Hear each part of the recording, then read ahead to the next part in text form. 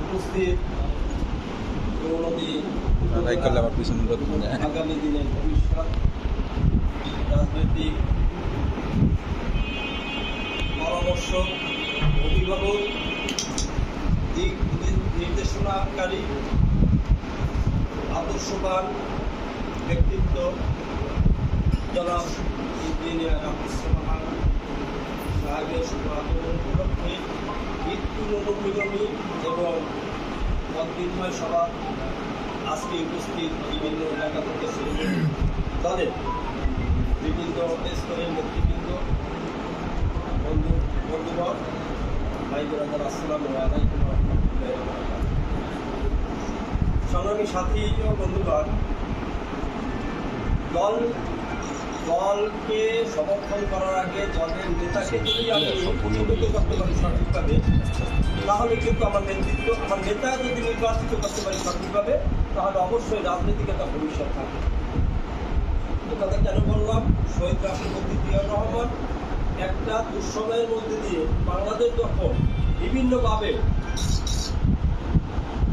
হতাশাগ্রস্ত ছিল, নেতৃত্ব শূন্য হয়ে যাচ্ছিল, তখন সে একটা ক্যান্টনমেন্ট থেকে একজন সাধারণ সৈন্য হয়ে সে জনগণের সাথে এত দ্রুত মিশে গেছে, জনগণের মনের কথা বুঝতে পেরেছে। তার হাত দিয়ে সংক্ষিপ্ত সময় 4 থেকে 4.5 বছরের মধ্যে মোটামুটি বিএনপি এমন একটা অবস্থানে এসেছে যেটা ইতিহাস যার সাক্ষী। বাংলাদেশে যখনই দুঃসময় এসেছে, বিএনপি নামক সংগঠন এবং তার কর্মী বাহিনী তারা কিন্তু এই দেশের জন্য জীবন দিয়েছে, তাদের নির্যাতিত হয়েছে, বাড়িঘর ছেড়েছে, মা বোনের উপরে নির্যাতিত হয়েছে। সব কিছুর পরেও কিন্তু তারা কিন্তু এই দেশের মানুষের পাশে দাঁড়িয়েছিল, এখনো আছে, ভবিষ্যতেও থাকবে। যার বাস্তব উপলব্ধি কিছুদিন আগেই আপনারা দেখেছেন। জুলাই এবং আগস্টের যে আন্দোলনটাকে সফলভাবে তুলে ধরতে চাচ্ছে এই যে আমাদের ছাত্র সংগঠনে কিছু বৈষম্যবিরোধী আন্দোলনের নেতাকর্মীরা, তাদেরকে আমরা সেলুট জানাই। কিন্তু এইটা কিন্তু সংক্ষিপ্ত এই 1 মাসের লড়াইয়ে কিন্তু সফলতা আসে না।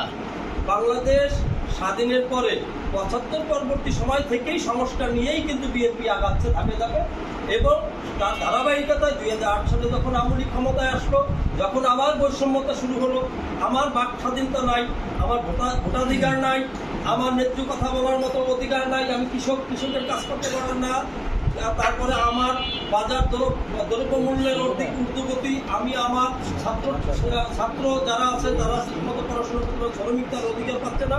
ঠিক সেই সময় থেকেই বিএনপি 17 বছর কিন্তু 17.5 বছর কিন্তু আন্দোলন সংগ্রামের একটা কঠিন পর্যায়ে যখন নিয়ে এসেছিল এবং এই আওয়ামী লীগের পতনের দ্বার প্রান্তে নিয়ে এসেছিল, সেই সময় শুধু একটা ম্যাচকাঠিতে আগুন ধরানোর মতো শুধু একটা ম্যাচকাঠির প্রয়োজন ছিল।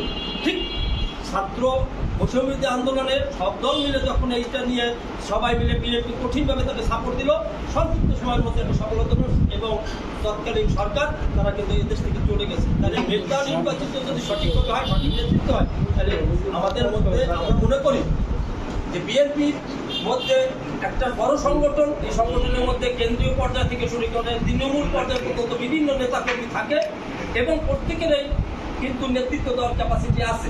কিন্তু তার মধ্যেও আমি নেতা হইলেই সবার পিছনে ঝাঁপাই করা যাবে না। কিছু নেতা আছে বিতর্কিত, কিছু নেতা আছে মনে করেন যে এক সময় আজকে বিএনপির যে পজিশন, এই পজিশনের জন্য কিছু নেতা এখান থেকে মনে করেন যে 1-11-এর সময় কিন্তু এই জায়গায় কিছু নেতা কিন্তু তাদের কারণে আজকে বিএনপির এই পজিশন। ঠিক।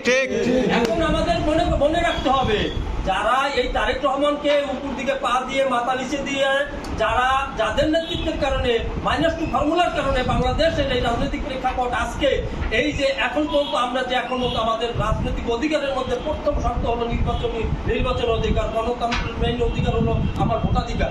এই ভোটের অধিকার থেকে বঞ্চিত হয়েছি 11 সালে, এটা আজকের ঘটনা না। এই 11 সালে যে ভোটার অধিকার থেকে বঞ্চিত হয়েছি, এই মাঠটা কারা তৈরি করে দিল? এই মাঠটা কেন তৈরি করে দিল? সেই তৈরি করে দেওয়ার সময় তখন কারা পাশে ছিল? মানুষের আপনাদের পাশে কেরা ছিল?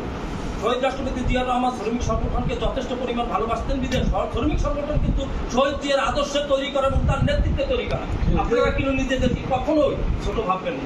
কেন ভাববেন না? আপনারা শ্রমিকরা কিন্তু এই দেশকে চালিকা শক্তি, চালিকা শক্তি হলো শ্রমিক। এই শ্রমিকরা যদি অধিকার যদি বঞ্চিত হয় তাহলে এই দেশ কিন্তু কোনোদিন হবে না। আর আমি মনে করি ব্যক্তিগতভাবে ইঞ্জিনিয়ার আব্দুল সুবহান সাহেব যতগুলো এখানে প্রার্থী আছে, যারাই আছে তাদের সাথে বয়সকে সে অত্যন্ত প্রবীণ, ঠিক আছে। তার শিক্ষাগত যোগ্যতা থেকে শুরু করে সবকিছু আমার যেটা আপনারা ভালো করে জানেন। আকুল কুদ্দুসুর রহমান সাহেব আছেন, সে অত্যন্ত রাজনৈতিক দিক নির্দেশনাকারী এবং তীক্ষ্ণ রাজনীতির দিকে।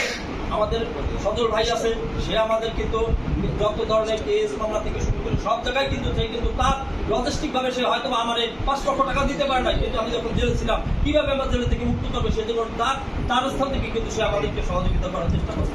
কারো খাটো করা যাবে না। হ্যাঁ, ইঞ্জিনিয়ার আব্দুল সোবহান সাহেব, সজল গাজী এবং আকুল কুদ্দুসুর রহমান, এই তিনজন কিন্তু একই মুদ্রার এই পিঠের রশি। আমি মনে করি আমরা কোনো জায়গায় আমাদের বিভেদ নাই। বিভেদ একটাই যে আমাদের বিপক্ষ যারা করেছে মূল দলে, মানে কি তারেক রহমানের বিরোধিতা করছে, খালেদা জিয়ার যারা বিরোধিতা করছে, তাদের বিপক্ষে আমাদের অবস্থা। এই জন্য আমি মনে করি আপনারা ঐক্যবদ্ধ থাকবেন, কোনো ভয় নাই। বর্ণদী উপজেলা এবং এখন যারা প্রত্যেকটা নেতৃবৃন্দদের আমরা বলতে চাই, আপনাদের সাথে আমাদের 3 নেতা আছে।